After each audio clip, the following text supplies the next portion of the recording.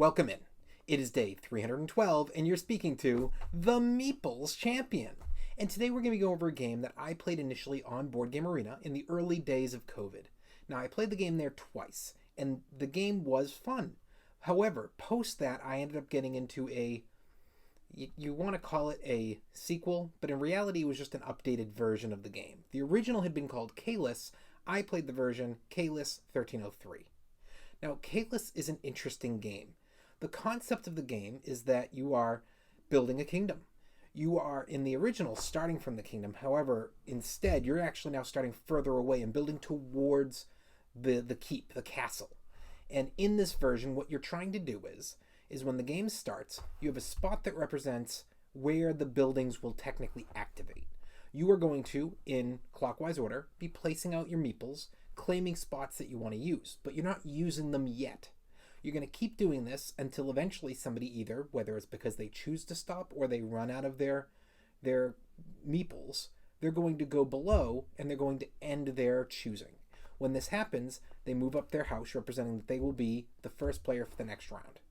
Now, when this happens, you're going to increase the charge. In the original version, it would have been that you pay a coin in order to place a meeple. In this version, the meeples are considered the coins. So you actually lose your meeple, and you have to do things to get them back. And when you go to the next round, depending on your total amount of meeples, that's the max turns you can take. Every round you always earn back at least 3, but as you go, you're going to have different things you can do. The initial starting group of buildings are there, and then you can from those build additional wooden buildings, and eventually start to build your stone buildings. And these buildings will have options in there that will allow you to get additional meeples on top of the 3 that you normally get, as well as buy a building to make it your home, your residence, and then upgrade it to a blue building. And when you have a residence, it increases how many meeples you get every round by 1. So you're going to be placing out your people, and then when it gets to the point where everybody's finished, you actually start in the bottom left corner and you go forward. Meaning, if you have a spot that says you're going to gather some wood, and then you have another spot that says spend a wood in order to get something, well, you better hope that the spot that gets you the wood was first, because it goes in order from the lowest up and around. You have to do these in order. So you'll get your piece, the next meeple up will get their piece, and if you get to one where you don't have all the resources needed because unfortunately it's out of order for you, it was a wasted turn. That meeple is completely wasted. They still have to go to the being used spot, so they leave, and you wasted not only an action choice, but wasted a meeple. So you're going to keep doing this, and then when you finish up the ones below, which part of this includes a piece that can move forward, backwards, and is going to help to decide what building is the last possible activation. So depending on how you do it, there's a building that can move it either 2 forward or 2 back. And then there's also the option below as each player is leaving the game. From the order of the first player to leave, to the second to leave, to the third to leave, you can pay up to 3 meeples to move it in a direction.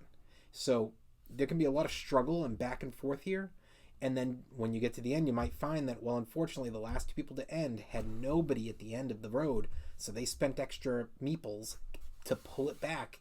And suddenly a player who thought they were having a power turn realizes 2 or 3 of their meeples won't get to activate. It's a really great way to just completely pull the wind out of somebody's sails and mess up their future turns. So you do this, then you go up top, and you're going to have to figure out who is built in the castle. By placing, you can do as many as you want. It's just going to be a food and 2 other resources. You can't repeat any. So when you're counting these, you'll all get your points. However, whoever has the most is going to get a favor. Now, the favors are interesting. In the case of this, the tiebreaker will be if 2 people have the same, whoever was the first one to place there will end up getting it. The favor is an option. At the start of the game, there will be the number of players plus 3 for roles assigned to the game. You will have in order of last, second to last, first, getting to choose these, and then the 3 left over will go up top.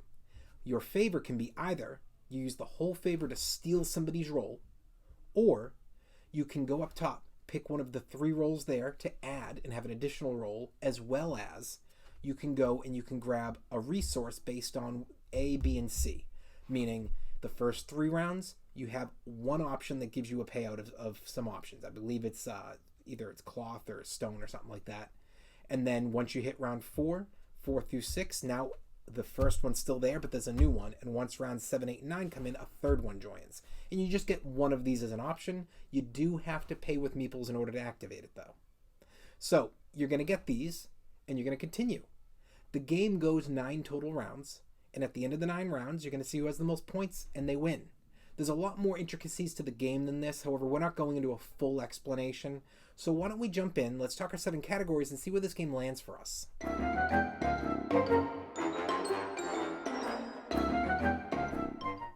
When it comes to the art, I appreciate what they're going for. It's not a complete, amazing setup. It's just, I feel like the box is kind of bland, but it fits the style of what they wanted. It's a shot of Caylus. It's a shot of green pastures and kingdoms and kings, and I get it.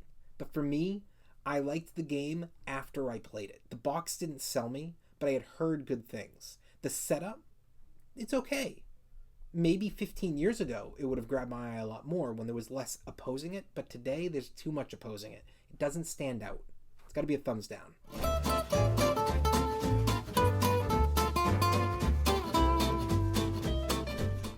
Your components. When it comes to your components, for the most part, everything's cardboard. All of your different buildings, no matter what the age. When it comes to your different possible characters that you can play as, I believe those are cardboards as well. You've got your meeples, which are wooden, and you've got your houses, which you can use, which are wooden, but that's really it. There's no cards or anything in this game. Everything's really well put together. It's going to last a while. Thumbs up. Your price. This game's not cheap. You're getting this at least at $60. It's out there, but it's only in like 2 out of 5 board game stores. It is online. I don't think you're going to find this at a Target or Barnes & Noble.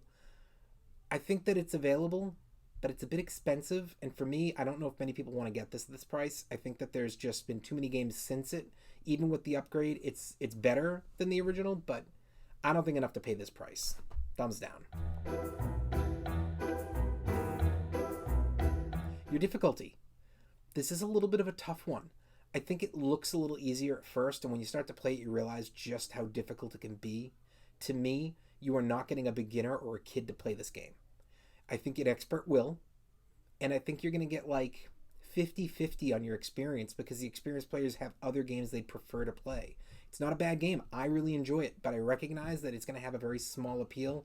It's going to be a thumbs down.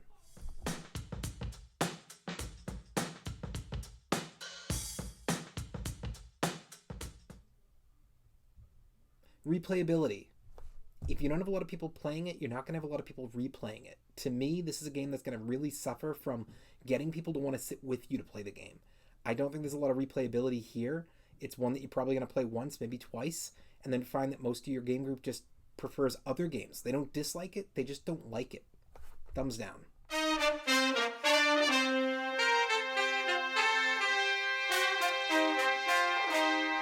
Keys to victory.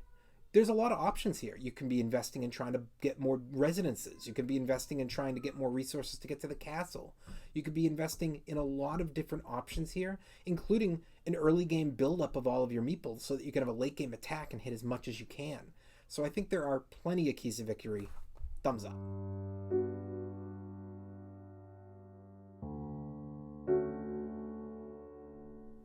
Is the game unique? The game has one unique factor to me, which is the road that you're going up and how this movement of the piece causes it to activate. That seems kind of unique to me. But I think in general, most of the game, building up of a castle, building up of your different places to work a place, that's not that unique anymore to me. Thumbs down. Overall, what do I think? It's a great game. It's one that I definitely think is worth trying, but I don't think it's one that everybody's going to like, so don't feel rushed. Well, it has been day 312, and we've been speaking about the game Caylus 1303. And you've been speaking to the Meeples Champion. Like, share, subscribe, and don't be afraid to check me out on Board Game Arena, where you can try to find me under the name The Meeples Champion, send me a friend request, or ask me to play a game. Until next time, I'll talk to you tomorrow.